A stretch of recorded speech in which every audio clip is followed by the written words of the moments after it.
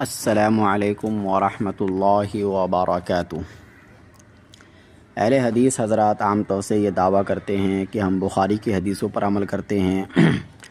ہم سلف صالحین کو فالو کرتے ہیں، اس لیے ہم اپنا نام سلفی رکھتے ہیں، ہم صحابہ کی اتباع کرتے ہیں، اور ہم اہل سنت والجماعت میں سے بھی یہ بڑے بڑے دعوے ان کے ہوتے رہتے ہیں۔ لیکن آپ دیکھیں گے ان کے اعمال سلف صالحین کی طرح یا صحابہ کی طرح نہیں ہے۔ انہی میں سے ایک مثال یہ ہے جمعہ کی اذان ثانی، یعنی جمعہ میں جو 2 اذانیں ہوتی ہے، تو ان کی مسجدوں میں آپ جائیں گے کبھی جمعہ کے دن تو آپ یہ دیکھیں گے کہ ان کی مسجدوں میں صرف ایک اذان ہوتی ہے، اور ایک ہی اذان پر یہ لوگ اکتفا کرتے ہیں۔ حالانکہ امام بخاری رحمۃ اللہ علیہ نے خطبہ کے وقت اذان دینے کا بیان یا باب قائم کیا،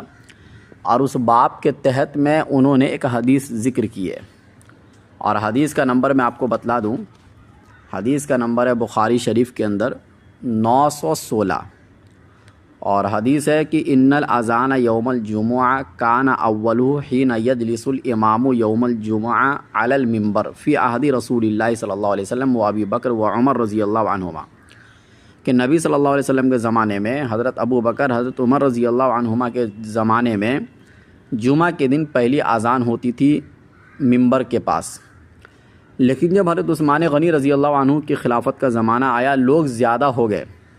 تو حضرت عمر رضی اللہ عنہ نے ایک دوسری اذان کا حکم دیا، اور یہ اذان ان کے زمانے میں ہوتی تھی زورہ کے پاس، اور معاملہ اسی پر چل رہا ہے آج تک۔ یعنی امام بخاری رحمۃ اللہ علیہ کے زمانے تک انہوں نے یہ بتایا کہ فَثَبَتَ الْأَمْرُ عَلَى ذَلِكَ، معاملہ اسی پر، یعنی یہ صحابہ کے زمانے میں تابعین کے زمانے میں اسی پر اجماع ہو گیا کہ جمعہ کے دن 2 اذان ہوتی ہے۔ اور آپ دیکھیں گے آج بھی حرم کے اندر آپ چلے جائیے، مکہ اور مدینہ کے اندر مسجد حرام مسجد نبوی میں جمعہ کے دن آپ جب بیٹھیں گے تو آپ کو دونوں اذان سنائی دے گی۔ باضابطہ جو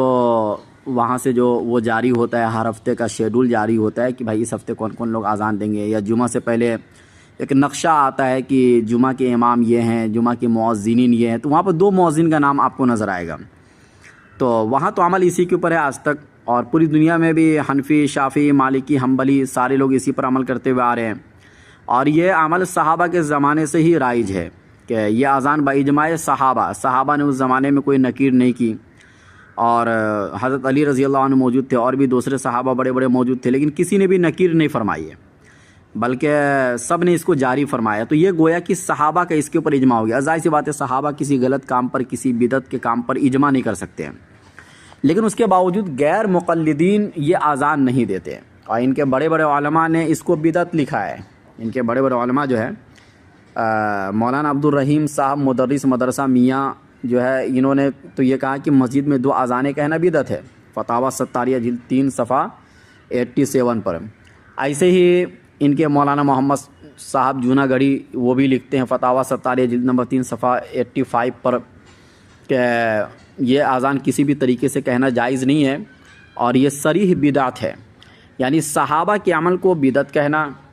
اور یہ کہنا کہ انہوں نے ایک نیا کام دین میں شروع کیا،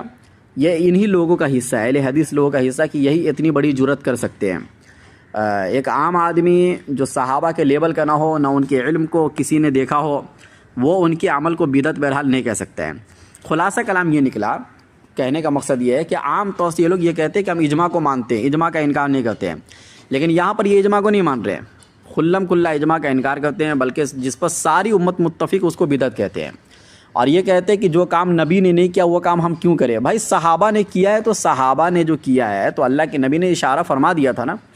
کہ خلفائے راشدین کی سنت کو لازم پکڑو، تو حضرت عثمان غنی خلفائے راشدین میں سے ہے کہ نہیں، اور دین میں اجماع کا بھی ثبوت ہے۔ قرآن کریم میں آیا وَمَن يُشَاقِقِ الرَّسُولَ مِن بَعْدِ مَا تَبَيَّنَ لَهُ الْهُدَى وَيَتَّبِعْ غَيْرَ سَبِيلِ الْمُؤْمِنِينَ، جو تمام مومنین کے راستے سے ہٹ کر ایک الگ راستے پر چلے گا، ظاہر سی بات ہے ہم ان تمام کو جہنم میں ڈال دیں گے۔ تو اجماع بھی تو کوئی چیز ہے دین اسلام کے اندر، اور یہاں پر تو صحابہ کا اجماع ہے۔ ٹھیک ہے، اگر بعد کے لوگوں کا اجماع ہوتا تو اس سے اختلاف کر سکتے تھے، صحابہ کا اجماع، اور اس زمانے میں بڑے بڑے صحابہ کابرین صحابہ موجود تھے، ان تمام لوگوں نے اس کے اوپر نکیر نہیں فرمائی، سب نے اس کو مان لیا۔ اچھا، حضرت عثمان غنی رضی اللہ عنہ نے جب تمام قرأتوں کو جمع کر کے ایک مصحف کی شکل میں پوری دنیا کو قرآن دیا، تو اس قرآن کو تو سبھی مانتے ہیں۔ یہاں پر یہ نہیں کہتے کہ یہ کام بدعت ہے، حالانکہ یہ بھی کام نبی کے زمانے میں نہیں ہوا تھا۔ تو جب یہ بھی کام نبی کے زمانے میں نہیں ہوا تو حضرت عثمان غنی نے یہ کام کیا، تو یہ بدعت کیوں نہیں بنا؟ اور جمعہ کی دوسری اذان بدعت بن گئی۔ تو اسی لیے ہم اہل حدیث حضرات سے یہ کہتے ہیں کہ آپ نے جو منہج اختیار کیا وہ سلف صالحین والا منہج نہیں ہے، اور تابعین، طب تابعین، محدثین، فقہاء، مفسرین، کسی نے بھی اس کو بدعت نہیں کہا، سب نے مانا ہے، سب نے اس کے اوپر عمل کیا۔ اب یا تو یہ کہہ لیجئے کہ یہ سارے کے سارے لوگ بدعتی تھے، 1200 سال کے بعد جو آپ کی جماعت آئی ہے وہ گویا کہ قرآن و حدیث کو سمجھنے والی ہے، باقی لوگوں نے تو قرآن و حدیث کو سمجھا ہی نہیں۔ اچھا، اس سے ایک بات اور نکلتی کہ یہ لوگ جو یہ کہتے کہ ہم صحابہ کے زمانے سے، ہم تابعین کے زمانے سے ہیں، تو جب تم صحابہ یا تابعین کے زمانے میں تو جب جمعہ کی دوسری اذان ہو رہی تھی تو اس وقت میں تم نے منع کیوں نہیں کیا؟ تم نے صحابہ کو روکا کیوں نہیں جب تم صحابہ کے زمانے سے ہو؟ جب تم محدثین کے زمانے میں، تو محدثین نے جب یہ باب قائم کیا تھا تو اس وقت میں تم نے کیوں نہیں یہ کہا کہ یہ باب ہی غلط ہے؟ ایسا آپ نے کیوں نہیں کہا؟